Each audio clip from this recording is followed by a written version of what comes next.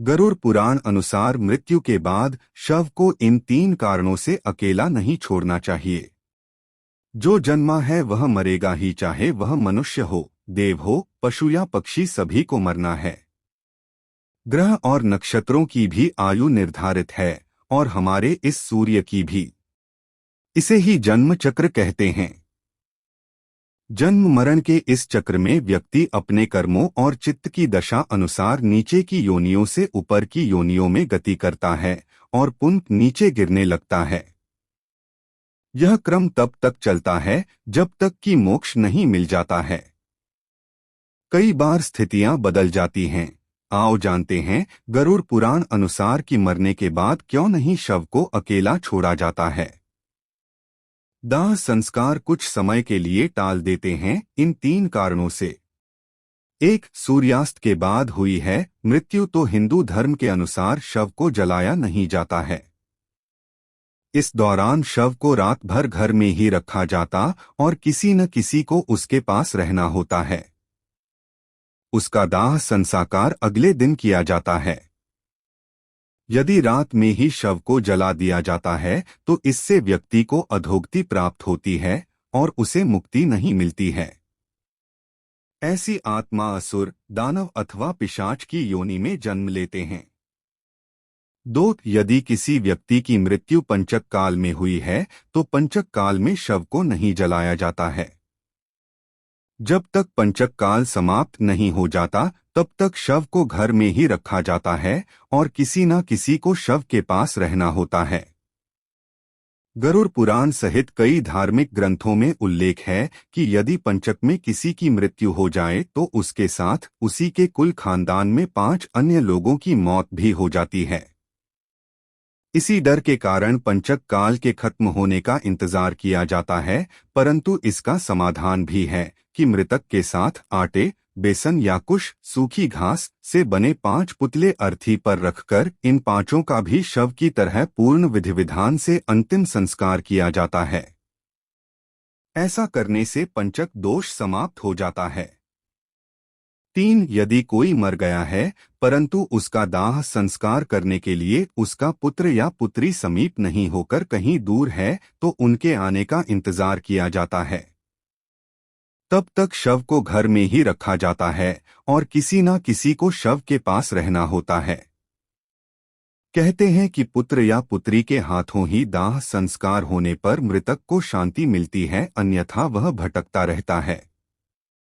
शव के अकेला नहीं छोड़े जाने के 3 कारण। 1. शव को अकेला छोड़ दिया जाए तो उसके आसपास लाल चींटियां या अन्य कोई नरभक्षी रेंगने वाला प्राणी या पशु आकर शव को खा सकता है। इसीलिए वहां कोई ना कोई व्यक्ति बैठकर शव की रखवाली करता है। 2. रात में मृत शरीर को अकेला छोड़ दिया जाए तो आसपास भटक रही बुरी आत्माएं भी उसके शरीर में प्रवेश कर सकती हैं। इससे मृतक के साथ साथ परिवार को भी संकट का सामना करना पड़ सकता है। 3. शव को इसलिए भी अकेला नहीं छोड़ा जाता क्योंकि मृतक की आत्मा वहीं पर रहती है। जब तक उसका शरीर जल नहीं जाता तब तक उसका उस शरीर से किसी न किसी रूप में जुड़ाव रहता है। साथ ही वह अपने परिजनों को भी देखता है। अकेला छोड़ दिए जाने से उसका मन और भी ज्यादा दुखी हो जाता है। हालांकि अधिकतर लोग गहरी नींद में चले जाते हैं। बहुत ज्यादा स्मृतिवान या चेतनावान ही जान पाते हैं कि मैं मर चुका हूं। अन्य कारण। 1. यह भी माना जाता है कि यदि ज्यादा समय हो जाए तो शव से निकलने वाली गंध के चलते कई तरह के बैक्टीरिया भी पनपने लगते हैं और मक्खियां भी भिनभिनाने लगती हैं। इसीलिए वहां इस दौरान अगरबत्ती की सुगंध और दीपक भी जलाया जाता है। 2. यह भी कहा जाता है कि शव को अकेले छोड़ने से कई लोग जो तांत्रिक कर्म करते हैं उनके कारण भी मृत आत्मा संकट में पड़ सकती है। इसीलिए भी कोई ना कोई शव की रखवाली करता रहता है। 3. शव के आसपास जगह को साफ सुथरा किया जाता है और धूप के साथ ही दीपक भी जलाया जाता है ताकि वहां दूर तक उजाला फैला रहे। इसका भी यह कारण है कि मृतक कहीं अधोगति में नहीं चला जाए, क्योंकि रात्रि के अंधकार में अधोगति वाले कीट पतंगे, रेंगने वाले जीव जंतु और निशाचर प्राणी ज्यादा सक्रिय रहते हैं। उस दौरान आत्मा यदि गहरी तंद्रा में है तो उसके अधोगति में जाने की संभावना भी बढ़ जाती है। उल्लेखनीय है कि भीष्म पितामह ने अधोगति से बचने के लिए ही सूर्य के उत्तरायण होने का इंतजार किया था। उत्तरायण में प्रकृति और चेतना की गति ऊपर की ओर होने लगती है। पुराणों के अनुसार व्यक्ति की आत्मा प्रारंभ में अधोगति होकर पेड़ पौधे, कीट पतंगे, पशु पक्षी योनियों में विचरण कर ऊपर उठती जाती है और अंत में वह मनुष्य वर्ग में प्रवेश करती है।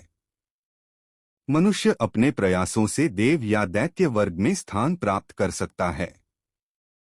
वहां से पतन होने के बाद वह फिर से मनुष्य वर्ग में गिर जाता है। यदि आपने अपने कर्मों से मनुष्य की चेतना के स्तर से खुद को नीचे गिरा लिया है तो आप फिर से किसी पक्षी या पशु की योनि में चले जाएंगे। यह क्रम चलता रहता है, अर्थात व्यक्ति नीचे गिरता या कर्मों से ऊपर उठता चला जाता है। उपनिषदों के अनुसार एक क्षण के कई भाग कर दीजिए, उससे भी कम समय में आत्मा एक शरीर छोड़ तुरंत दूसरे शरीर को धारण कर लेता है। यह सबसे कम समयावधि है।